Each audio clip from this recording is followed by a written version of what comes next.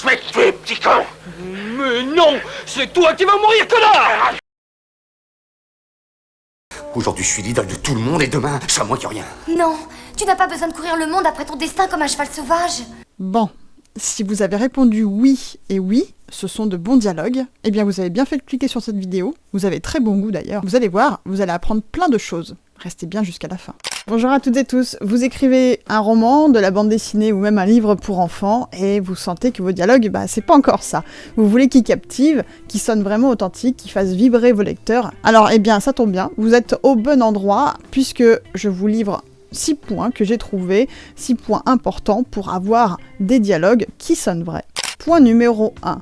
Je commence tout d'abord par comprendre mes personnages. Mais qu'est-ce qu'elles racontent? Pour qu'un dialogue sonne vrai, il faut que chaque personnage ait une voix unique.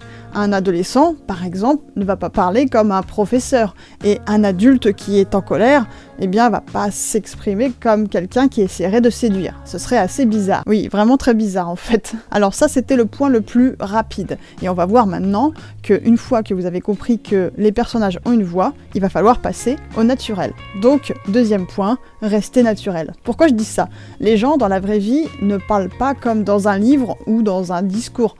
Ils hésitent, comme moi ils font des E, ils se répètent, ils se contredisent aussi, et ça doit se refléter dans vos dialogues. Par exemple, on va comparer ces deux phrases. Bonjour Marie, j'aimerais te parler d'un sujet important concernant notre projet.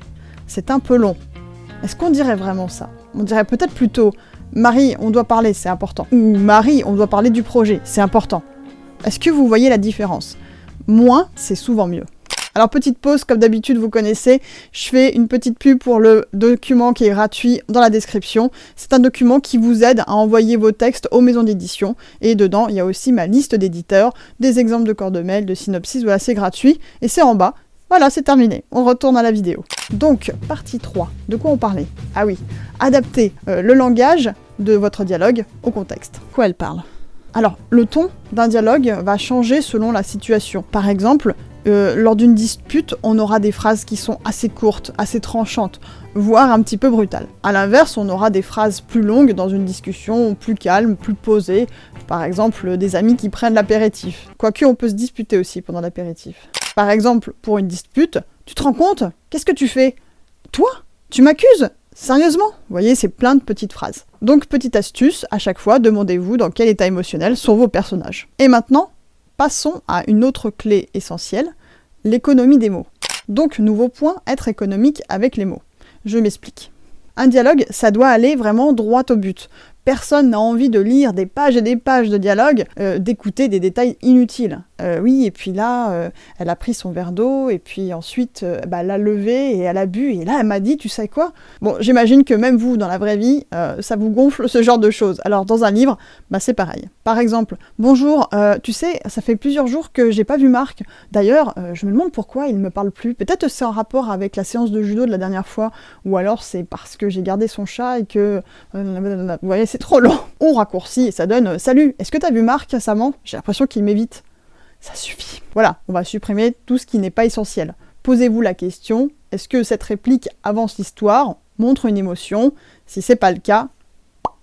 Point numéro 6, on rajoute à nouveau des pointes d'authenticité. Les vrais dialogues vont être remplis, je ne sais pas si vous avez remarqué, on le voit bien dans le Trône de Fer, de tics de langage, d'expressions qui sont familières ou de références culturelles. Par exemple, les « ouais, c'est clair, franchement, tu déconnes ».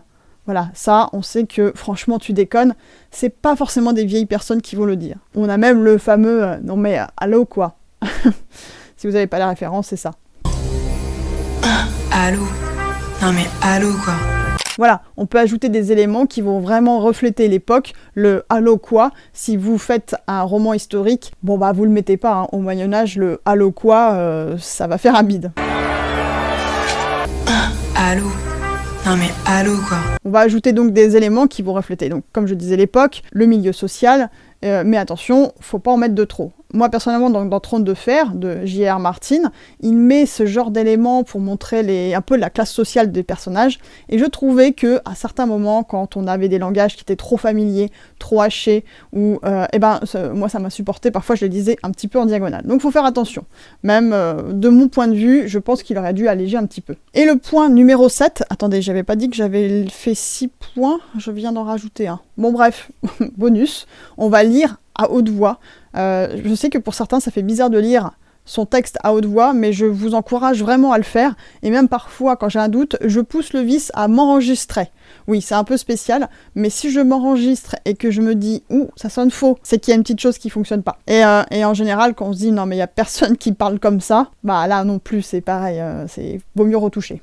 Pour résumer, pour un dialogue qui sonne vrai, il faut vraiment comprendre ses personnages, faut du naturel, il faut adapter le ton au contexte, il faut vraiment varier les rythmes, il faut être concis, il faut ajouter de l'authenticité et surtout tester à voix haute vos dialogues. Voilà, j'espère que ça vous a plu. N'hésitez pas en tout cas à vous abonner si c'est pas le cas et à liker la vidéo si vous avez apprécié. On se retrouve pour une prochaine vidéo sur la chaîne. Salut!